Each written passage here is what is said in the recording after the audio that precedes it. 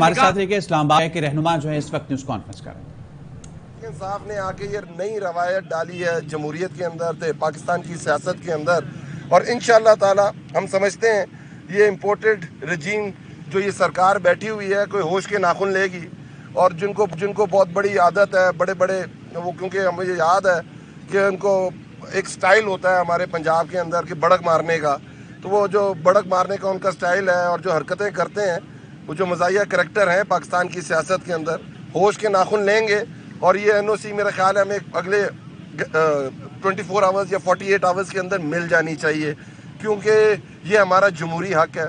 جمہوری روایات کے اندر پروٹیسٹ کرنا، دھرنا دینا، لانگ مارچ کرنا، احتجاج کرنا ایک پارٹ آف ڈیموکریسی ہے، پارٹ آف جمہوریت ہے۔ تو انشاءاللہ تعالی ہمارا مارچ پرامن ہوگا، ہمارا مارچ انشاءاللہ تعالی جس طرح پہلے مارچز تھے ہمارے پرامن رہیں گے۔ ہمارا سمپل مطالبہ ہے، اگر آج آپ مان جائیں تو ہمیں لانگ مارچ کرنے کی ضرورت ہی نہیں پڑے گی، الیکشن ڈے کال کر دیں، پر چلیں دیکھتے ہیں انشاءاللہ تعالی۔ بابر بھائی تھینک یو علی۔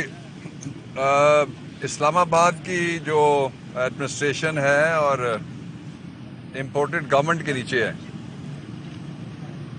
اس کو ہم نے آج میٹنگ کے دوران اپنے مارچ کے حوالے سے جو سپریم کورٹ آف پاکستان کی ججمنٹ ہے اس کی کاپی دی ہے۔ اس ججمنٹ کے دو فریق تھے، پہلا فریق ہم تھے، ہم 100% پرامن رہے۔ دوسرا فریق امپورٹڈ گورنمنٹ تھی، سائفر اور سازش زدہ، وہ تشدد پہ اتر آئی۔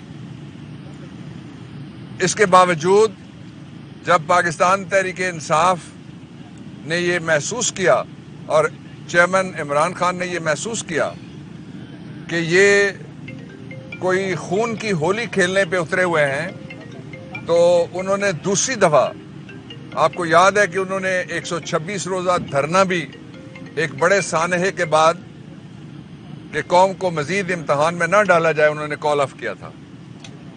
یہ جو پچھلا 25 مئی کا تھا، اس کے بعد جب وہ کال آف کر کے پرائم منسٹر واپس ہوئے تو یہ کہا گیا کہ عمران کبھی واپس نہیں آ سکے گا، تحریک کبھی اٹھ نہیں سکے گی، یہ برگر کراؤڈ ہے کبھی باہر نہیں نکل سکے گا۔ لوگ خوف زدہ ہو گئے۔ میں آپ کو بتانا چاہتا ہوں، اور وہ جو میں ان کو بھی بتانا چاہتا ہوں، ہم نہیں کسی کو لفافی کہتے ہیں، نہ لفافہ کہتے ہیں، نہ کسی کو ٹوکری کہتے ہیں، نہ ہم کسی کو ٹوکرا کہتے ہیں، لیکن بتانا سب کو ہے کہ عمران خان آ رہا ہے، پہلے سے زیادہ زور کے ساتھ آ رہا ہے، عوام باہر نکل رہے ہیں، پہلے سے زیادہ بہت بڑی تعداد میں نکلیں گے، پہلے جو لاکھوں نکلے اس دفعہ ملینز میں آئیں گے انشاءاللہ العزیز۔ حقیقی آزادی مارچ صحیح معنوں میں لانگ واک ٹو فریڈم ہوگا، جس طرح نیلسن منڈیلا نے کیا تھا۔ ایک بات، دوسرا یہ ہے کہ پاکستان تحریک انصاف کی ہسٹری آپ 26 سال ایک طرف رکھیے، 6 مہینے کے اندر جنوب مشرقی ایشیا کی کسی سیاسی شخصیت نے اتنی بڑی تعداد میں ملینز کے حساب سے اور اتنی بڑی تعداد میں درجنوں جلسوں سے خطاب نہیں کیا۔ وہ جلسیاں نہیں تھی، وہ کارنر میٹنگ نہیں تھی جو عمران خان بولتے رہے، لیکن سب جگہ ہم پرامن رہے۔ یہاں بھی پاکستان تحریک انصاف کا کوئی کارکن نہ پہلے نہ اب تشدد پہ جائے گا۔ 3 چیزیں میں اپنے کارکنوں کو اور قوم کو بتانا چاہتا ہوں۔ اگر کسی جگہ آپ دیکھیں بظاہر کوئی سفید پوش ہو اور وہ ایک گڑبڑ کر رہا ہے تو سمجھ جائیں کہ امپورٹڈ کا نمائندہ ہے، وہ ہمارا نمائندہ نہیں ہے۔ دوسری بات، جوں شروع ہو رہا ہے، ابھی تو شروع ہو رہا ہے، آج شروع ہو رہا ہے حقیقی آزادی مارچ، ابھی لاہور کے اندر ہے۔ جب وہاں سے نکلے گا تو Imran Khan G T road کے ایسٹ میں بھی جائیں گے علاقوں میں اور ویسٹ میں بھی جائیں گے علاقوں میں۔ یہ ہم کوئی لانگ ڈرائیو نہیں کر رہے جو نواز شریف نے کی تھی کے لیے، اور جس کی وجہ سے سارے برگر لاہور میں ختم ہو گئے تھے۔ یہ ہے صحیح معنوں میں حقیقی آزادی مارچ۔ دوسری بات میں یہ آپ کو بتانا چاہتا ہوں کہ اس کے حوالے سے پروپیگنڈے ہوں گے، شروع ہیں پہلے سے، کہ پارٹی یکسو نہیں ہے۔ Let me make this very clear, 100% clear, اور پوری میں آپ کو یہ میں تفصیل بتانا چاہتا تھا، لیکن میں ایک جملے میں تفصیل رکھتا ہوں کہ پاکستان تحریک انصاف، اس کے ورکرز، اس کے سپورٹرز اور قوم، ان کا ایجنڈا وہ ہے جو عمران خان کا ایجنڈا ہے، ان کا فیصلہ وہ ہے جو عمران خان کا فیصلہ ہے۔ باقی اگر کوئی سیاسی خودکشی کسی نے کی تو آپ دیکھ لیں، 20 پہلے گئے تھے کے پی میں سے، 20 پھر گئے پنجاب میں سے، 6 سیٹوں پہ الیکشن ہوا، کتنے واپس آ سکے؟ اس لیے پاکستان تحریک انصاف کے سارے لوگ، اس کے سپورٹرز بھی، ہمدرد بھی، اور پاکستان کے عوام ایک پیج پہ ہیں۔ دوسری طرف چند خوف زدہ چہرے ہیں، چند اتری ہوئی شکلیں ہیں، چند پریشان حال امپورٹڈ رجیم کے کارندے ہیں، وہ سارے کے سارے صرف 7.5 کلومیٹر کے علاقے میں بند ہیں، اور اس میں سے بھی وہ جو ریڈ زون ہے اس کے اندر بند ہے۔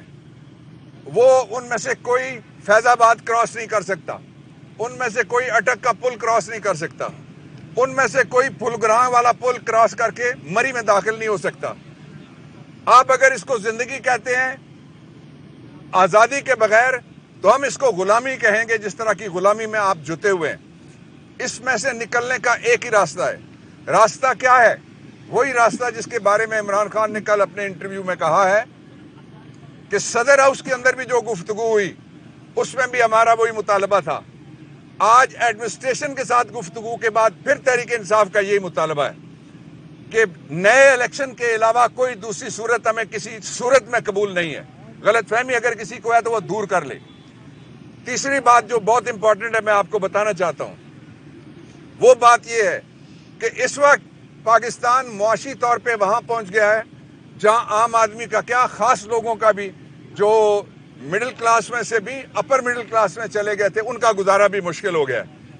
اور اگر اس وقت آپ دیکھیں کہ ہمیں کون سی طاقت ہے، وہ آئی ایم ایف نہیں ہے، میں کہتا ہوں، وہ ورلڈ بینک بھی نہیں ہے، وہ کوئی اور ادارہ نہیں ہے، وہ صرف ایک طاقت ہے جو پاکستان کو اس وقت سری لنکا بننے سے روک رہی ہے۔ اس طاقت کا نام ہے عمران خان اور اس کی پارٹی پاکستان تحریک انصاف اور اس کے ہمدرد اور اس کے سپورٹرز۔ دو آخری باتیں، ہم امن کے ساتھ آئیں گے، کوئی حملہ نہیں ہو رہا، کوئی جنگ نہیں ہو رہی، کوئی لڑائی نہیں ہو رہی۔ میں خراج تحسین پیش کرنا چاہتا ہوں اس شہر کے لوگوں کو اور پاکستان کے لوگوں کو۔ کل ارشد شریف شہید کے جنازے میں انہوں نے خوف کا بت توڑ دیا۔ اس سے پہلے کتنی کوشش ہوئی، اس وقت کتنی کوشش ہوئی، اس کے باوجود کوئی ایک بھی نہیں ڈرا۔ میں نے اپنے اسلام آباد میں نصف صدی مجھے ہوئی ہے، میں نے اس شہر میں اس سے پہلے کسی جنازے میں اتنی بڑی تعداد میں فیملیز نہیں دیکھی، اتنی بڑی تعداد میں نے بچے نہیں دیکھے، اتنی بڑی تعداد میں نے خواتین نہیں دیکھی، اور اتنا پرامن میں نے اجتماع کوئی نہیں دیکھا۔